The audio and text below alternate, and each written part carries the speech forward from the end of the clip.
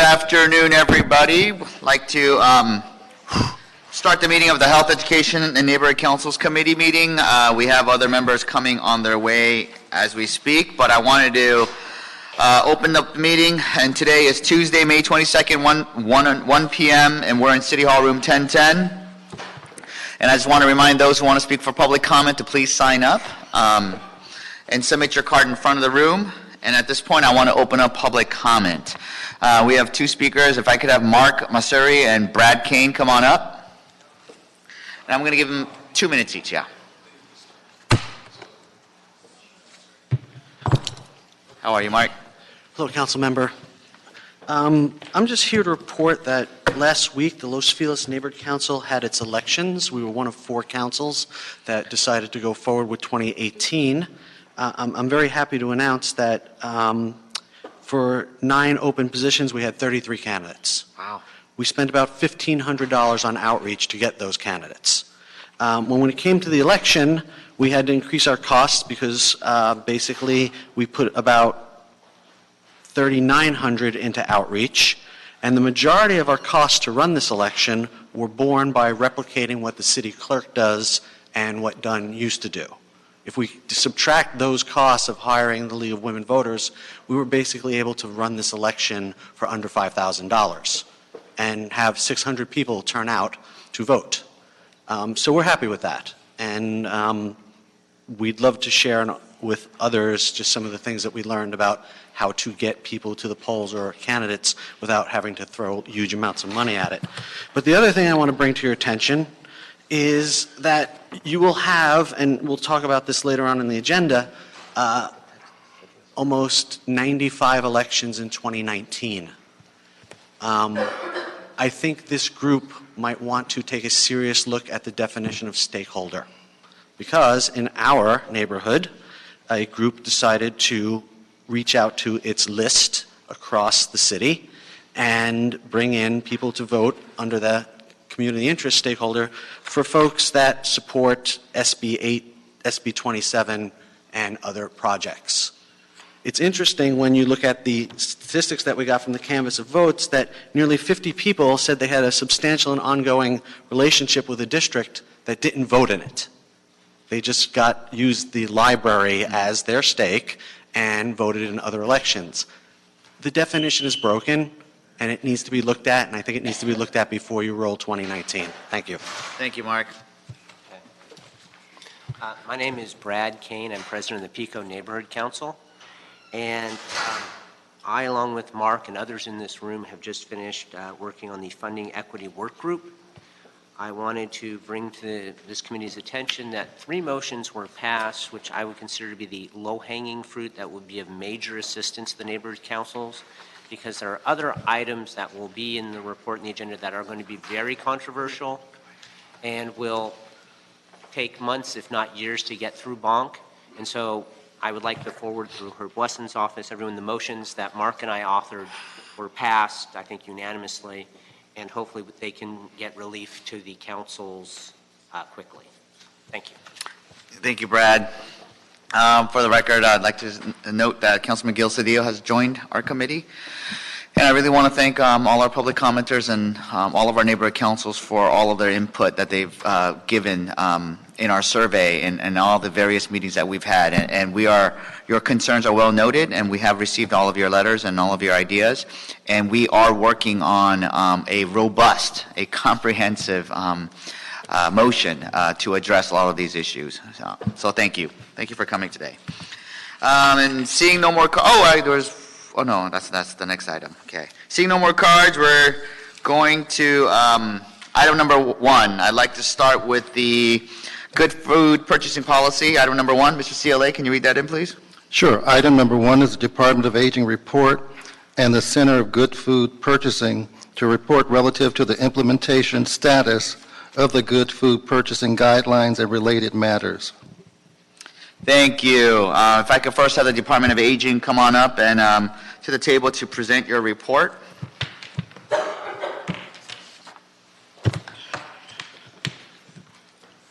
Thank you, Council Member. The department submitted a very detailed report to the committee regarding our efforts to implement the Good Food Purchasing Policy. My name is Laura Trejo, and I'm the General Manager of the Department of Aging. The Older Americans Act programs include Congregate Nutrition Program and the Home Delivered Meals Program.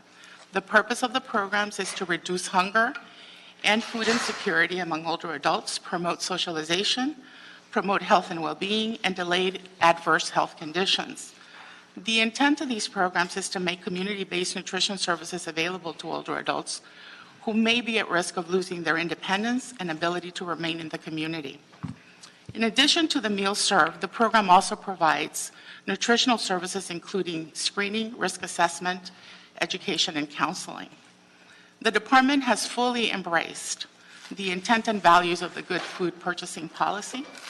In fact, part of our work over the last 5 years has been to operationalize the implementation of that policy, and we have done that through our procurement process we have now completed.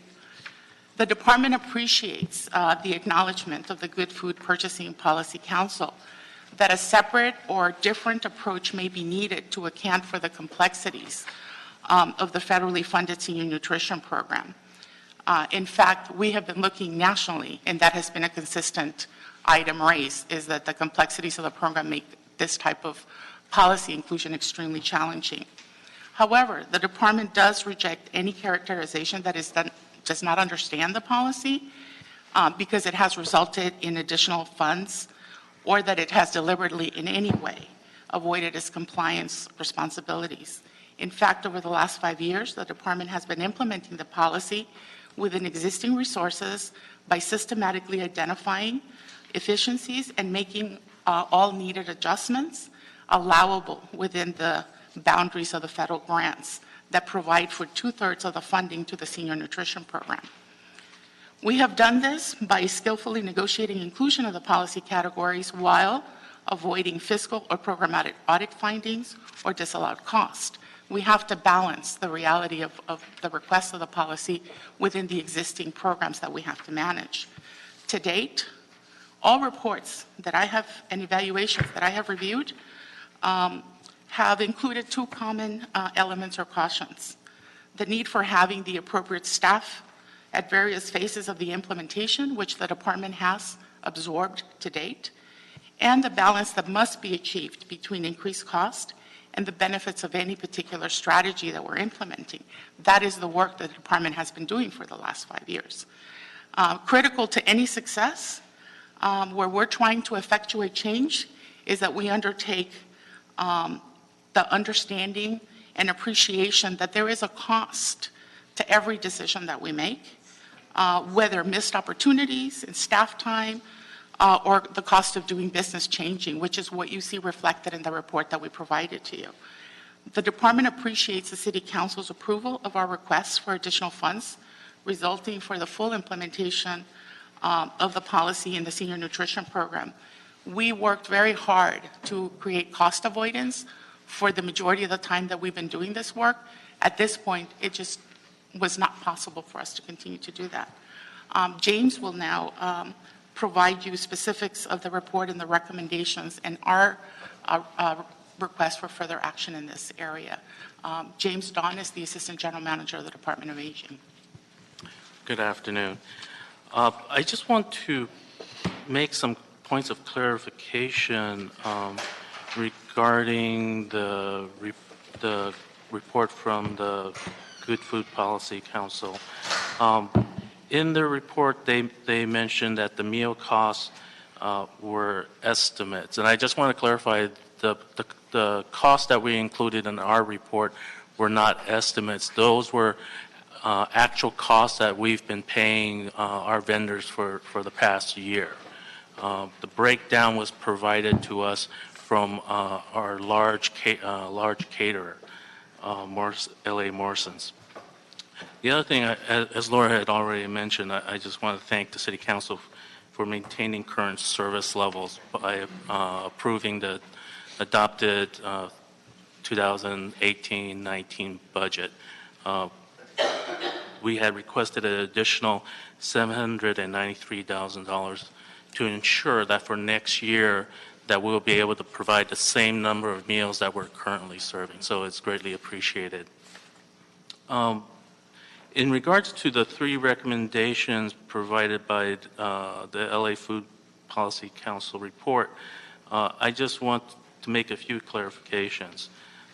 We definitely appreciate the openness of the Policy Council in proposing, in the first recommendation, an exemption to small businesses that serve our ethnic meals and the nonprofit food providers from the reporting requirements. However, the department would like the opportunity to provide an analysis of any potential impacts to our operation or unforeseen circumstances. But again, we really do appreciate they heard our concerns when we met with them, and that proposal on the surface seems like a very good idea. The second recommendation from the Policy Council regarding the inclusion of additional language in our next request for proposal. I just want to point out that we had already included language requiring the caterers to to adopt the pledge for good food policy in our 2016 RFP. So we've already implemented that, and our plan is to continue in our next RFP cycle to include that language as well. So we did not implement the specification immediately back in 2013 simply because we operate on a 4-year RFP cycle. So we were just simply waiting until the next opportunity was available, which was the 2016, at which point we did include it in our RFP and in our contracts. Our next RFP cycle starts in fiscal year 1920. So we'll be coming back to this committee in October of 2018 to request authorization to release our next RFP. And as I said, it will contain the language. And then in the third recommendation from the Policy Council about providing timely food purchasing data, the department is currently fine-tuning how it plans to monitor compliance. Because we're primarily grant-funded, monitoring compliance is a key function for us, and we just would like to take a look at how we would go about doing that and incorporate the requirements in the city's adopted good food policy executive directive. And I also want just make a minor note of clarification that Sodesco is not one of our subcontractors. They're actually a vendor to our subcontractor, L.A. Morrison's. So with that, given that we have such a short time to review the recommendations, we're requesting an opportunity to provide a report back with our analysis of those recommendations and proposals. Great, thank you for that. And colleagues, if you don't mind, before we have ask questions to the Department of Aging, if I could rather have the Center for Good Food Purchasing come to the table and do their report first. You guys don't mind?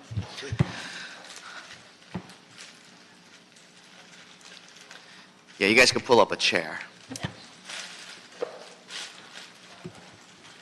Good afternoon, council members, and thank you for hearing this item. It's good to be in front of you, and I appreciate all the work you've been doing in a number of respects. So my name is Paula Daniels, and I'm the founder of the LA Food Policy Council and now the co-founder of the Center for Good Food Purchasing, which is a spinoff from the Food Policy Council. I'll explain that more in a second. But with me are Claire Fox, who's the current executive director of the LA Food Policy Council, and Brianna Morrison, who's the policy director of the LA Food Policy Council. And I mention this because the success of the Good Food Purchasing Program is what caused us to create an entirely new nonprofit. The Good Food Purchasing Program was a program of the LA Food Policy Council, and you all will remember that it was adopted by the city in 2012 and then adopted a month later by LA Unified School District. It received quite a bit of national as well as international attention for being a new, innovative, and important program in incorporating public values into the use of public dollars. And just as a reminder, and I know you all are familiar with the program, but the public values are with respect to local economies, including economic development, environmental sustainability, fair labor practices all along the food chain, which is very important and not addressed in a lot of other purchasing and procurement policies, then also public health and nutrition and animal welfare. So shortly after it was adopted by the city and LA Unified School District, it was studied by the Johns Hopkins Center for Livable Future and presented as a model. We had people study it who came from Switzerland, from the University of Lausanne. The interest in this program was national. So we split the program off, and we are now the Center for Good Food Purchasing, which houses the program and operates it and operates the national expansion with a number of national partners. And then we have on-the-ground partners, which remain the LA Food Policy Council, who work in this area. We're now in 29 institutions across the country. We're in 14 different cities, including Chicago and New York, and other range of places in between, and we're also in 11 school districts. So LA can be proud of the leadership it has shown by adopting this program, which has now become, what I'm hearing, somewhat of a national standard. So we wanted to give you a quick report on how things are going with all the departments in the city, including the Department of Aging. I just walked you through this one, so I will let you know that every department complied in the very beginning and gave us information, so we were able to get some information in 2013, and then, as mentioned, we split off and formed our own entity. For the Greek Theater, we're really so pleased with how the Greek Theater is doing, and their food service director is very excited about our program, has become quite a great messenger for it. So we did complete their baseline assessment, and they're doing quite well in a number of categories. There's some additional work to do in the valued workforce score. They have the tools to be able to do that, and once that's accomplished, we expect that with the points that they have, the 14 points that they have, they'll actually be able to get to a 3-star rating, which we'll be very happy to promote as soon as we're able to close the loop on that. So we're happy that they're enrolled in it, and I want to mention that the Recreation and Parks Department folks are here, if you want to raise your hands, who also work with the Greek Theater. This is where the Greek Theater has made some improvements from the time that we first got their baseline assessment to even now. From what we gather, they're very happy to be working with this tool because it helps reflect back what they're doing, and it gives them ideas for how they can move forward and even improve. Also, we've been working, happy to learn about the good work of the Summer Food Service Program through the Department of Recreation and Parks. That's in a partnership with LA Unified School District, and they've done a tremendous job in that. They're providing food with sustainably grown wheat products that are milled locally in downtown Los Angeles, so it is a good thing in terms of supporting our local economies and our local businesses. And they've transitioned toward 100% antibiotic-free chicken and also a reduction in meat purchases, which would lead to cost savings. And by the way, that's happened quite a bit, as we've seen throughout our program. Oakland Unified School District adopted the Good Food Purchasing Program and actually saw a reduction in costs after adopting our program because of the way they reconfigured their menus, and they were able to get to a 4-star rating as well. So through this work and through the partnership with LAUSD, we've seen $12 million redirected into the local economy and 220 new jobs created because of processing and handling the locally sourced food. So there's a lot of real benefits from this program. The World Airports is a more complicated scenario because they have quite a few concessions. They're working really well with us in terms of trying to get that information. That we have right now about 1/3 of the total data. They're having to go through their concession relationships to get the information. So we don't yet have a baseline. They're continuing to work on getting that, and we're continuing to work with them on ways to make that possible. One of the things that we're considering in that regard is doing individual assessments per concession and per lounge area, and then also maybe just selecting a pilot subset of lounges, or maybe they could even determine what other unit, like a terminal, for example, would make sense to just focus in on one and then see how that goes and then work with the rest of them. Through all this, what I want to emphasize is that we do spend a lot of time in terms of technical support. It's a big part of what we offer, in addition to our verification, review, and the standards. So with respect to the Department of Aging, We did originally get data from them in 2013, and in that set of data, which was largely provided by the distributor Morrison's that does subcontract, that is a vendor to their subcontractors as we understand it. They did well, and they were doing it at their cost level at that time, except for 2 areas that would have required some minor adjustments in their purchasing practices and direction to their vendor. So we worked with them on that, and we are happy to continue to work with them on that point. We still do not have complete information. We did get some, but as soon as we have a complete data set from that vendor, Morrison's will complete that, and our turnaround is usually 6 to 8 weeks. There's a couple of things that we want to just mention here, and one is that we have come up with a different program for the Department of Aging, and I'll talk about that in a second. But we do hope to make it clear here that to the extent that the Department of Aging feels they need more funding for their senior meals, it's something we fully support. Any additional funding for meals, especially for seniors, for children, is going to be valuable. There's no question about it. There's a number of these large institutions that have to work with very tight constraints. The LA Unified School District works within a budget of $2.70 per meal. And we've been working on a policy level to try to get that increased. But what we do appreciate the opportunity to do here is to set the record straight on whether or not the Good Food Purchasing Program is the source of those additional costs. And from our experience working in 29 institutions around the country, it generally is not.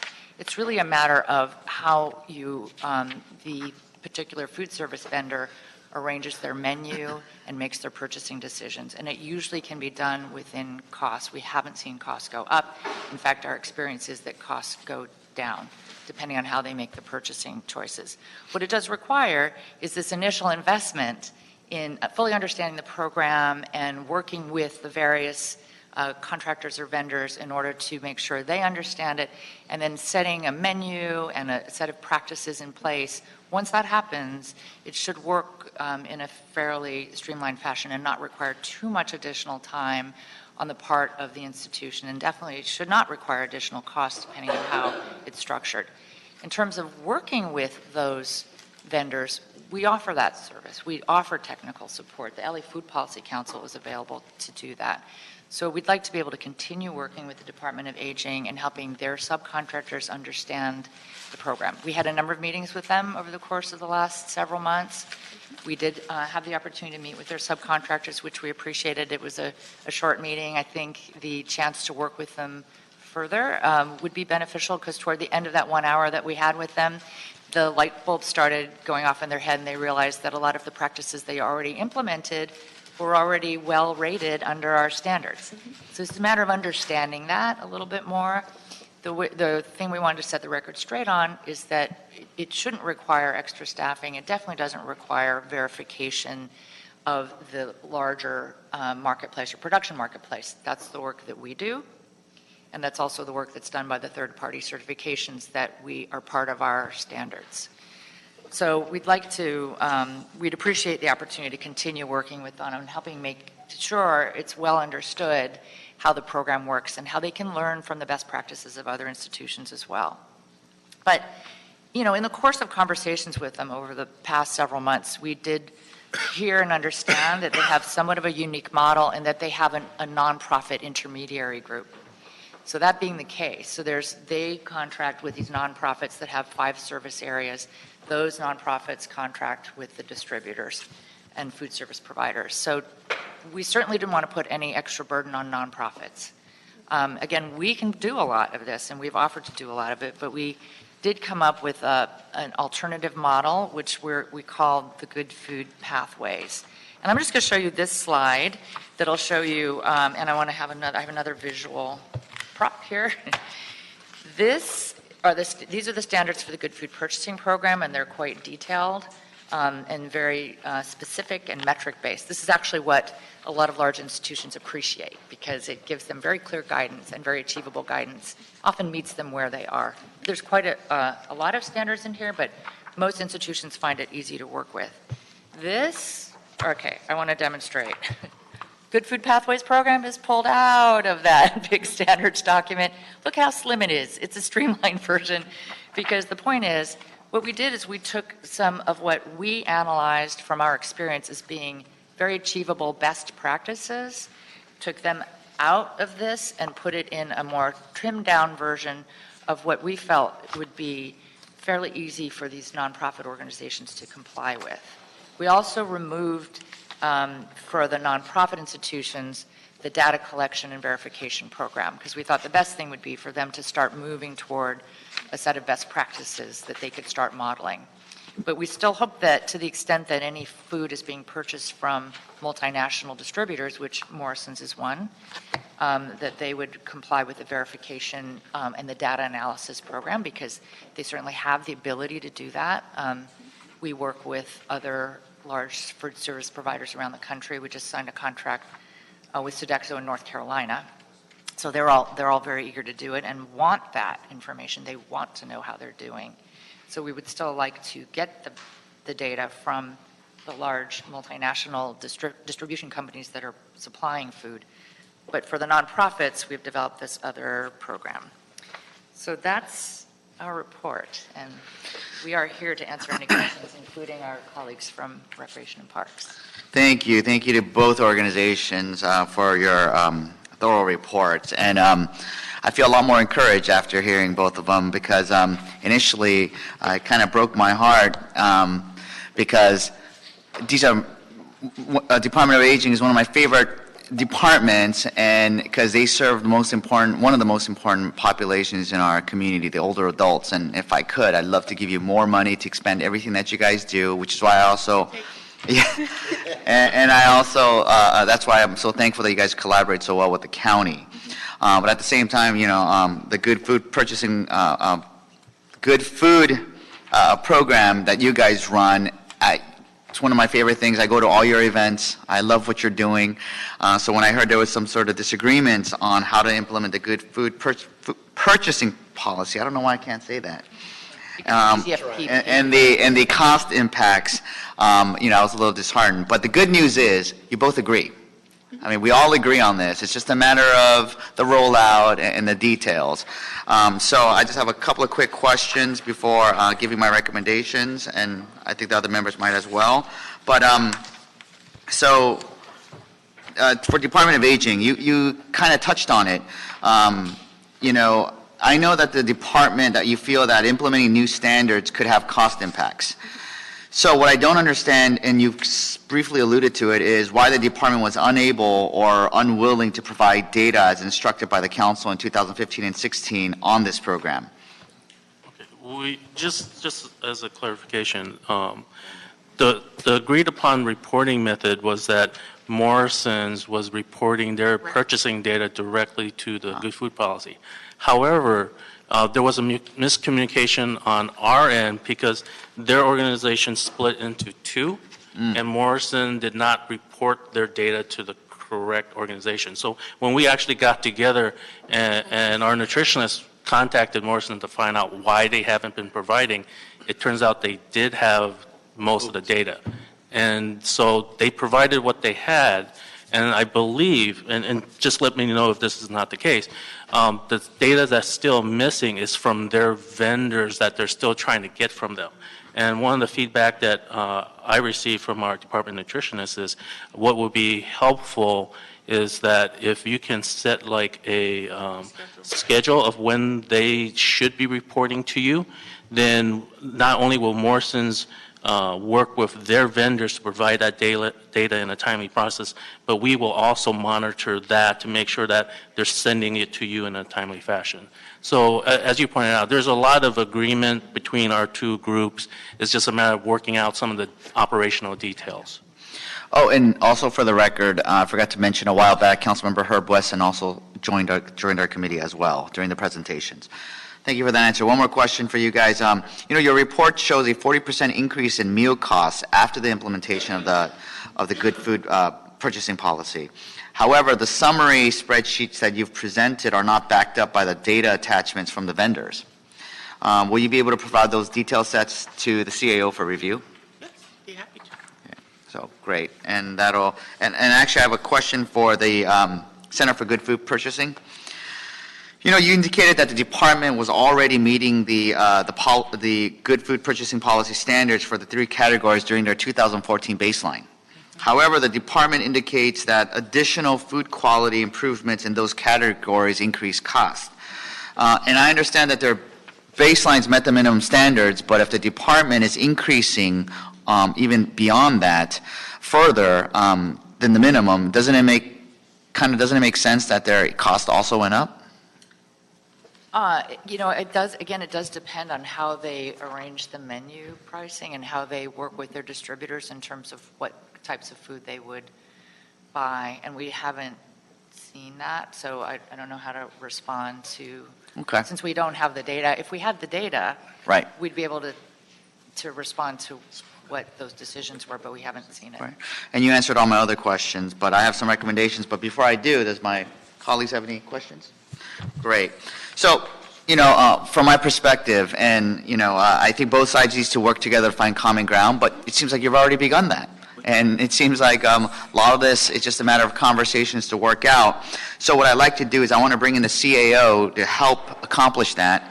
And I also want to make the following recommendations. I want to instruct the Department of Aging with assistance from the LA Food Policy Council, and council members, you all have a copy, and the Center for Good Food Purchasing and the CAO to provide a response to the Budget and Finance Committee instructions approved in the fiscal year 18-19 budget.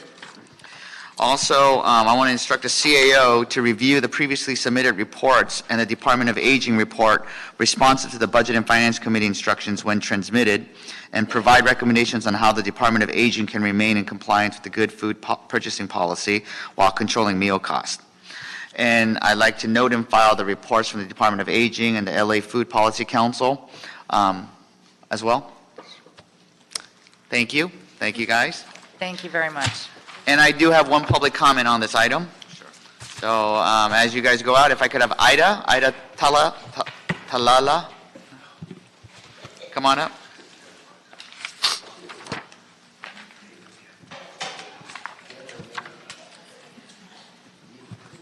Good afternoon. My name is Ida Talala, and I sit on several advisory councils, but I am here representing myself. The topic on the agenda item is timely given the advances made by the medical field on the nutritional needs of the aging population. However, there are intangible factors, among them the Department of Aging's senior meal sites that provide seniors an opportunity, perhaps the single one in their day, to socialize, be seated and served to eat their meal, and feel treated with dignity and respect, together with the access to food. And this food might be the only single meal they eat.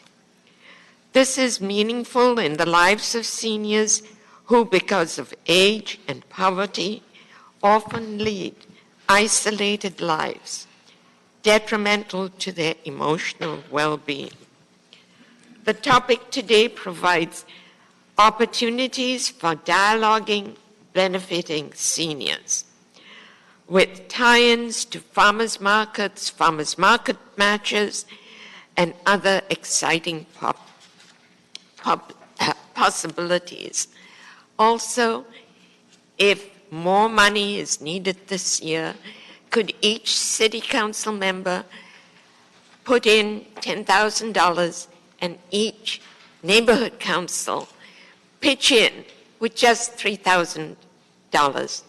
This would make a vast difference and perhaps raise the level of what is served to seniors. Thank you very much. Thank you so much for that. It's always a pleasure having you in the committee. That said, I'd like to move. Well, actually, we are going to receive and file, right? Note and file. Right. So we're moving to council with instructions and note and file, the 2 reports. Thank you. And before I go to item number 2, I'm just going to go out of order. If we could take item number 4 on consent, members? So moved. So item 4 on consent. And also I'd like to move to item number 3. There are 2 speakers, 2 comments on that. Mark Masseri and Brad Kane, if you guys want to come on up. And we'll give them 2 minutes. Mr. Chair, my council actually has a CIS on this. Oh, you do? Yes. Great.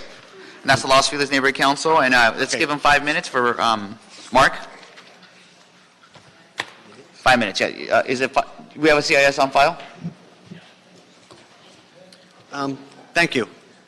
Council members, before you today is pretty much a pro forma approval of moving the elections to 2019, which has been previously discussed and is being teed up and set up for a majority of the neighborhood councils. I want to point out some things to you folks to just kind of understand what's going on in the system. We have a stakeholder definition, which allows people to run for election and vote for election. There's a community interest component of that, which is very well intended but is also ripe for abuse. Let me give you an example. As of today, I am voting in Westwood subdivision election by mail. My stake was Pauley Pavilion. I go there, I like it. I like the Bruins. I think they're great, right? I have a substantial and ongoing stake in Westwood, and who's to say I don't? Given that works for that election, you have to wonder how verifiable is substantial and ongoing. So let's look at CD10, Mr. Wesson. Wiltern Theater. Anybody can have a stake in the Wiltern Theater, and who's to say they don't? In CD1, Dodger Stadium. Who can say they don't have a stake in Dodger Stadium? Especially Giants fans. So Giants fans can come down from San Francisco, stand for election in that district, and actually have voters vote in it. Finally, CD4, Mr. Rue, Hollywood Bowl, Greek Theater, LA Zoo, the Grove, I could go on. All right? So what this basically means is anybody can vote anywhere by any means, and there is no way to check them or stop them. There's an inherent problem with this. This has been known by the neighborhood councils for a long time. This has been known by other entities for a long time, yet nothing has been done. What we found out 2 weeks ago was when Councilmember Weezar put in some language to remove what was called a Starbucks stakeholder, where, like, I got a cup of coffee at Starbucks, therefore I have a meaningful relationship with this neighborhood. We thought that was gone. But on legal cross-check, it's not gone. So there are people voting in Westwood right now who are saying, yeah, Starbucks, that makes me a voter. Thank you. Give me a ballot. Something's got to be done. Something's got to be fixed. And in my opinion, it can't be the same folks who've been fixing it all along, because this is like the third bite at the apple. What's going on is in your council districts, you have knowledgeable NC members with track records who aren't particularly interested in being board members for life. They have experience. And part of the experience is over a long term of years of building up their council, fixing things, correcting things, making bylaws work, making it function and do what they were intended to do, which is serve the community, advise you folks, and help deliver city services. Those are the 3 things the charter says we're supposed to do.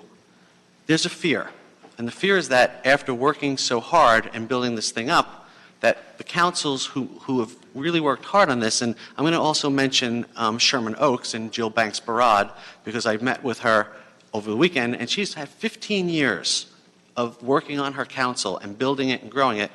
We're all afraid of the same thing, that even if our individual councils are strong, they will not survive a weak system.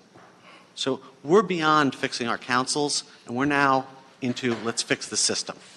So that being said, we really don't want to have a situation where you guys feel is every time a neighborhood council issue comes before you, it's a problem. Oh crap, we have another problem. We have another issue. To some point where everybody around the horseshoe says, you know what, this council system, the pleasure is not worth the pain. And then a lot of people's hard work that have actually done a lot of good in their communities and brought cohesion and brought good feedback to you folks to help do your jobs better and your staffs will go away. That's the fear. So I really would suggest that you somehow put a team together, or task force or something, to give you a different perspective on the stakeholder definition and not go through the same process that we've gone through 3 times before. Frankly, I'm going to tell you, it's lives, works, owns property. The idea of I go to the library, not so much. We need to move closer to the model that you use for the city council and other electeds use that makes these entities a little more legitimate and a little more effective at representing their constituencies. Thank you very much. Thank you. And Brad? Yes, thank you. My name is Brad Kane. I'm president of the Pico Neighborhood Council. And when we first established the Pico Neighborhood Council, we were very concerned that developers would try and take over our council, bus a bunch of people in. And that's basically what happened in Los Feliz 2 weeks ago. We talked about this in public comment. Mark Missouri can give you more details on it, but you have a bunch of people saying my substantial connection is the public library. Flyers went out all over the city to get these people to come in and vote off people who were opposed to SB 827, because it's the YIMBY, yes in my backyard type group. And right now, our neighborhood council, trying to do the right thing, is trying to change our definitions and our bylaws so that we could have more at-large seats instead of what we originally started with, which was, educators, nonprofits, to make it harder for the developers to take over. So we're now voting right now on how we're going to organize for the next election, and we hope that you will tighten the stakeholder requirements so that we can be assured if we move to at-large voting, which is what we've been urged to do for the last couple of cycles to get more people to vote, that we won't be vulnerable to people just claiming a tenuous connection to the neighborhood. So thank you. I very much appreciate your consideration. Thank you. And again, our committee and our members have been working extensively on these issues, and there will be a motion that's coming forth very soon. And stakeholder definition questioning was one of the big ones, and we, not only in our surveys, but even conversations with the previous chair of this committee, Councilman Wesson, that was one of the most reoccurring concerns from all neighborhood councils. So that is being addressed. And that is one of the reasons why, if you can recall, members, we decided to move the elections to 2019 because we wanted to afford time to work through many of these issues. And when I took over the chairman, Councilman Wesson gave me a ton of work that his office did about various reforms for neighborhood councils. And that was one of the reasons that we wanted to push the neighborhood council election back so that we could possibly have the time to address many of these issues so that the next elections won't go through them. But with that said, sure. I just want to take a moment to thank both of you for coming down and to assure you that your concerns have not fallen on deaf ears. I can't think of a trio that's more supportive of the neighborhood councils than the three of us that are here. And I'm proud of the work that I do personally with mine. Just Mr. Chair, Brad and I, who's the president of Pico, we meet quarterly or when and as needed early on Saturday morning where we can just go over so many things. And I do think that something needs to be done about this, and I want to assure you that the chairman of this committee is all over this, and I just want you to know that we heard you loud and clear, and I'm supportive of what Mr. Rue wants to do in the future where it relates to we have to tighten this up, and one just off the top of my head, maybe we want to get see if we could get UCLA and USC to do a review for us, kind of blend them and kind of get a group of folk that aren't so much engaged or some other group would get recommendations. So I would support what you want to do. And again, I just want to thank you for coming down. Thank you, Mr. Chair. That's me. Thank you. Thank you, Herb, for your comments. I appreciate it. Thank you, Mr. President. With that said, I'd like to move this along. Seconded by Council President Wesson. And there are no other, so that's so moved. And I'd like to move to item number 5. If you could read that in. Sure. Item number 5 of the City Administrative Officer Report relative to the various amendments to agreements with the California Department of Aging for the provision of health insurance, counseling, and advocacy program services. All right. Thank you. Actually, I'm willing to move this on consent, but we do have one public speaker. So if I could have Mickey Jackson come on up. Mickey. Yes, sir. No. Yes. Let's give Mickey 2 minutes. Hey, Mickey. Hello. Some of us are, this is more intimate to others than some of us are actively aging. And I'm now included in this population that this would cover. And the discounts. And the discounts, wow. You know, I think one of the saddest things to me is that I see so many elderly homeless. I mean, who's going to hire, you when you're 70? It's hard enough to get hired sometimes when the people are 35. So they put in a lifetime of working as a rule, and now there's nowhere for them to go. And in thinking about that, I wanted to bring up the need for housing for all the homeless, and in the elderly homeless too. I don't want us to forget that population. And one of the proposals that was been made by AHF and many other folks too, is that we repurpose Parker Center, not tear it down. It's a fine mid-century building.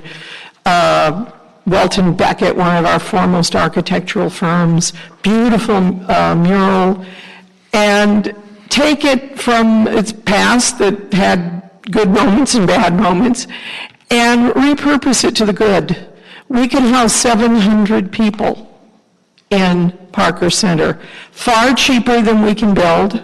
I mean, there now estimates are going into $600,000 of cost to build. AHF again repeats its offer to pay for the entire asbestos study to see that is that many buildings have asbestos in them and have been successfully rehabbed. So as a senior, thank you very much.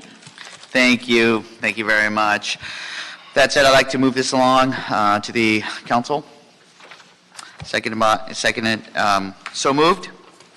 Now, last item on our agenda, item number 2, Mr. CLA, and this is about our children's college savings account, which is something that's near and dear to my heart and a personal challenge from Council President Wesson. So, Mr. CLA, if you could read that item in. Yes. A Los Angeles Housing and Community Investment Department to report relative to the Children's Savings Account Program for the city with a comprehensive program overview. Schedule pursuant to council action of April 18th, 2018. Thank you. And I'd like to, as you guys were coming up, Abby as well as Aaron from Prosperity Now come on up as well, and Abby from our own Housing and Community Investment Department. If you guys could present a quick report on the latest developments as well as a draft program structure. Good afternoon, council members. Abigail Marquez with the Housing and Community Investment Department, Assistant General Manager overseeing the Community Services Division. To my right, I have Erin Thyman again joining us, and I'm going to turn it over to her. We submitted the report on behalf of Prosperity Now, which we hired through an RFP process to help us with the design and implementation of a children's savings account program here in Los Angeles. Erin. Thanks, Abby, and thank you, council members, for your continued work on this initiative. As Councilmember Rue mentioned, it's very important and ambitious project, so we're excited to present some information to you today. So what we've submitted at Prosperity Now on behalf of HCID is a proposed outline for the Los Angeles Children's Savings Initiative. So the report provides lots of technical details, all of which we won't get into today because I know you guys have other things to do. But if you're unfamiliar with the Children's Savings Account or CSA initiative, CSAs are long-term asset building accounts for children that are reserved for post-secondary expenses. And in Los Angeles, what we're really trying to accomplish here is the goal of establishing a CSA program for the city of Los Angeles to ensure that for all students, higher education is not only an expectation, but a reality regardless of socioeconomic or immigration status. So with those guiding principles of equity, access, and inclusion, The report that we've submitted includes a proposed outline and all of the technical and operational components of the proposed program. The report starts with an overview of program structure, so the operations piece. So the program administrator, which could be the City of Los Angeles, it could be a department within the city, a nonprofit, or any other entity, would be responsible for account management, working with financial institutions to maintain and set up the savings accounts, oversight of program budget, doing all of the data management and reporting functions, so making sure that the program is on track and reporting not only to City Council of Los Angeles, but also to funders, to LAUSD, and any other determined stakeholders. The program administrator will also have a role in the outreach and engagement component, so that includes working with LA Unified School District to make sure that staff, including teachers, principals, and parent engagement coordinators, are adequately trained on what the program is, what resources are available to their students, as well as hosting events or educational activities for students that are participating in the program. The program administrator will also have a role in that partner management piece. So CSA programs are always designed as a public-private partnership, so the City of Los Angeles will have a role in this program, but there are essentially unlimited opportunities for nonprofits that already have relationships and credibility within specific communities to play a role in the development and implementation of this program, as well as LA Unified School District. For this program, based on requirements in the state of California, meaning that kindergarten is not required in the state of California, a lot of other CSA programs have chosen kindergarten as the starting point for their program. Unfortunately, choosing kindergarten would leave out a lot of students, and national data tell us that low-income students or otherwise vulnerable students are less likely to enroll in kindergarten than their more affluent peers. So for this program, and given the context in the City of Los Angeles, we're thinking about, or we're recommending first grade enrollment to start the program. This also gives families a little bit of breathing room when everything is brand new. If they start in kindergarten, from all of the paperwork and enrollment, if you have any kids that have ever gone to kindergarten before, you're bombarded with paperwork and everything is brand new. So starting in first grade also gives families a chance to get integrated with their school and learn a few faces and names before being bombarded with more information. It would allow them to digest that information a little bit more easily. We also recommend that the program have universal eligibility, meaning that all students in first grade would be eligible and included in the program, regardless of income or any other demographic criteria. This ensures that all students are included and that all families have a stake in the program. So instead of a means-tested program that only serves low-income kids, this is designed as a universal program, so all families and all communities have a stake in the program.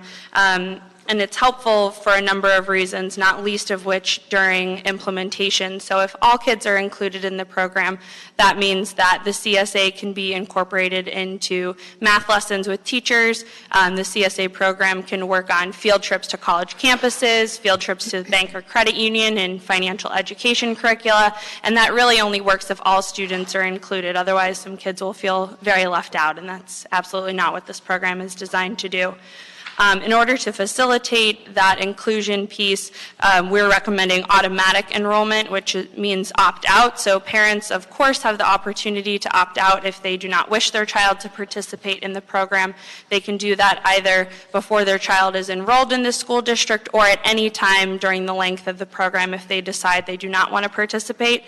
But automatic enrollment has been proven effective in studies of other CSA programs, as well as we see this trend actually in the retirement savings world, is starting with the default of opt-out means that kids and families who are most likely to be excluded from these types of benefits are actually included by design from the start. So that automatic enrollment function is really critical to the inclusion of all kids across the district. The next section of the report gets into some account features and functions, so some of those technical components of how these savings accounts actually work. CSA programs in all jurisdictions usually go through whatever the city standard procurement process is, so an RFP to select a financial institution that will serve as the vehicle for these accounts. So that is, of course, recommended with the City of Los Angeles. The financial institution is a really critical decision. You guys are, I'm sure, well up on the news, and we've seen a lot of distrust from some large financial institutions, specifically in Los Angeles as well as throughout the country. So this financial institution selection will be a very critical piece of the program. So we need to find a financial institution through this RFP process that will first and foremost have an understanding of the goals of the CSA program and understand that this is about access and inclusion for students, and want to make sure that the financial institution has the operations and capacity to accomplish the things we're going to need to accomplish in this program, such as the ability to open accounts en masse. So we're talking about 40,000 kids each year when we're at full scale, as well as the ability to open an account without the use of a social security number. This is a key distinction between a CSA program and if you as a parent decide that you want to start saving for college for your children on your own. If you want to open up a bank account or savings account that with any mainstream financial institution, you typically need to provide a social security number or ITIN, individual tax identification number. Using the CSA program as the infrastructure, the program is actually the owner of the account, so we can avoid asking for a social security number, which we know not all students have. So at no point would the program be attempting to collect that type of information. So it's accessible to all students regardless of documentation status. Finally, we want to make sure that this is a free program for parents and students to use, so we want to make sure that the financial institution is in a position to eliminate or waive any fees. We don't want any fees eating away at children's savings. We also don't want parents to incur any costs from participating in this program, and we want all of their funds to be directly in the service of paying for college. Finally, on this financial institution piece, we know that accessibility across the City of Los Angeles and potentially County of Los Angeles is going to be a key challenge in this work. Nearly 1 in 5 residents in LA County does not have access to a mainstream financial institution. There are large swaths of the city where there are no brick and mortar financial institutions. CSA programs in a number of other jurisdictions have attempted to solve this problem by piloting opportunities to make deposits at schools, by offering field trips for unbanked families to the local credit union that is closest to them, extending bank branch hours. There are all kinds of options, but we want to make sure that families have real meaningful opportunities to be able to save for college if they don't have access to direct deposit or online banking services. So that brick and mortar function will be critical for, especially for our unbanked families or families that live in cash. In order to administer this program, the City of Los Angeles will need to select an account custodian, so that's either a department, agency, or other entity to hold funds for the program. The primary reasons for having a third party or having an account custodian rather than the families themselves are first and foremost to protect families from asset limits in the state of California, as well as for federally tested social safety programs like CalWORK, SNAP, and TANF. If you have the limit is different for every program, but if you have, for example, $2,000 in a bank account, you are ineligible from things like CalWORK, SNAP, or TANF. So we want to make sure that families do not have to trade off benefits that they need today in order to save for their child's future. So having an account custodian, having the city or another entity own those funds, make sure that families can save without being penalized for programs and benefits that they are currently accessing. The account custodian also makes sure that the savings are secure so that funds are restricted to whatever the determined uses for the program are. In this case, it's pre-college and post-secondary expenses, as well as the ability to open bank accounts on behalf of minors, which is a key function of programs. Once cities select a financial institution, they often maintain multiple accounts with that financial institution in order to designate any public privately raised funds and any student funds, so that will be a component of the program as it develops. In terms of how the account works, after receiving the first grade enrollment roster from LAUSD, the program administrator would work with the selected financial institution to open accounts for every student in that cohort unless they have opted out. For allowable uses of the account funds, there are much more detail provided in the report. I won't go through all of them. I'll just give a couple examples. We at Prosperity Now recommend that the program in Los Angeles allow savings to be used for post-secondary and certain pre-college expenses. I'm using college as a shorthand, and when I say college, I mean any 2-year, 4-year, in-state, out-of-state, public, private, anything along that spectrum. So everything from taking a Spanish class at your community college to finishing your PhD at Harvard, everything in between there falls under that college designation. So post-secondary expenses include things like tuition, books, fees, anything that your post-secondary institution can bill you for.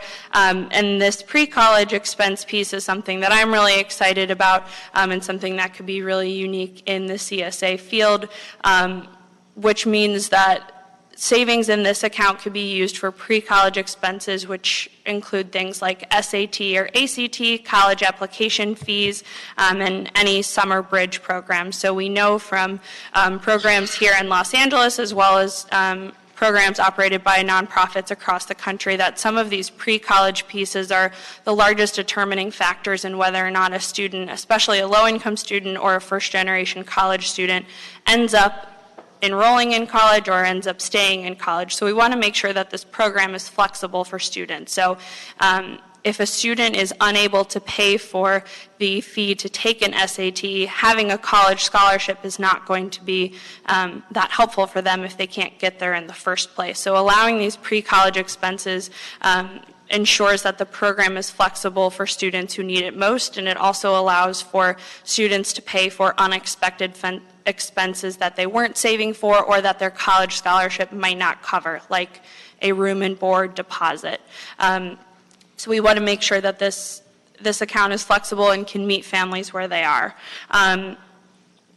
Funds will be restricted and held by the program, so a student would need to make a request when they're ready to use their account, and then the funds would be transferred directly from the account custodian to the institution. So at no time will the City of Los Angeles be cutting $500 checks to 18-year-olds. It's a question that we get a lot, and I know if you gave me a check that was supposed to be for college and it was cash, I don't know if I would use all of it for its intended purposes. So that's one of the reasons why it's important to have an account custodian, is that we can say definitively that Abby used her $500 in college savings to go to enroll in her freshman year at UCLA or USC, for example.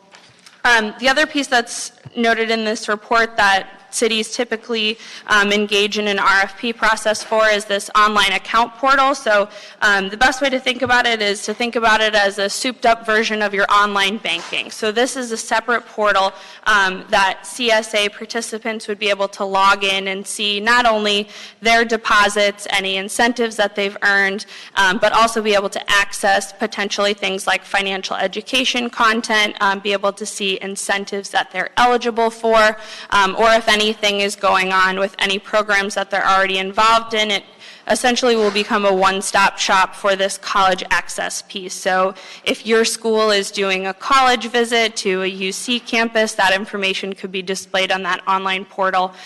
We know with a district as large as LAUSD, the program administrator's staff capacity is going to be limited to engage, face-to-face and in person with all the families in the program. So this online portal provides a crucial piece in communicating with families and making sure that they know what they have access to and know what programs or additional incentives they may be eligible for.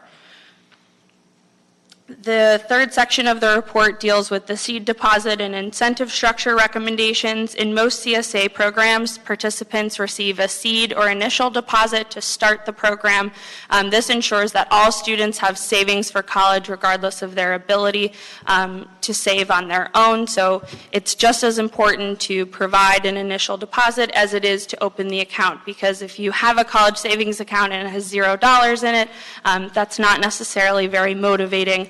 And all of the previous research on CSAs is contingent upon that initial seed deposit. We know that's an effective motivator for college expectations and aspirations. So for the City of Los Angeles, we're recommending a $50 seed deposit for every student. So that ensures that every student, no matter their ability to save or whatever else is going on in their financial life, has $50 in a savings account that's ready to grow and ready to start students along their journey to college and beyond.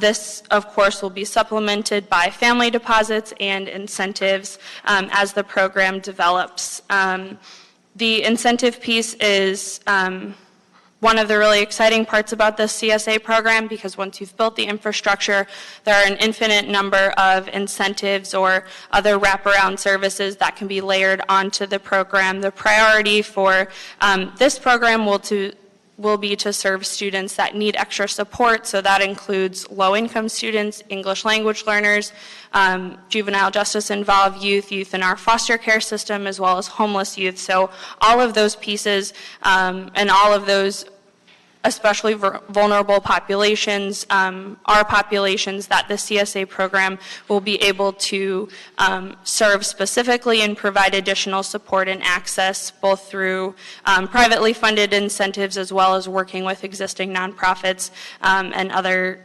local city and county services that serve those youth.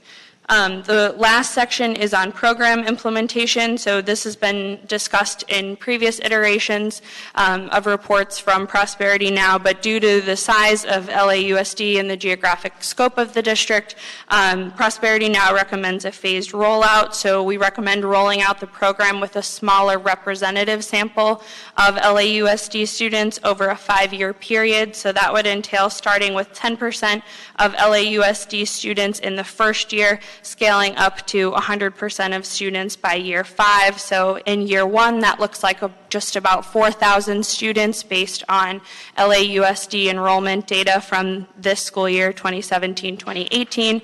And at full scale, LAUSD enrolled 40,643 students this current school year. So obviously based on actual LAUSD enrollment, that's what programs will use to create a projection or estimate for budgeting and operations purposes. But we're looking at about 40,000 students each year enrolling in first grade at LAUSD and scaling that program up over 5 years in order to make sure that there's adequate training and communications and authentic engagement with families, with LAUSD staff, with community members, and any other additional partners that come in to support this CSA program.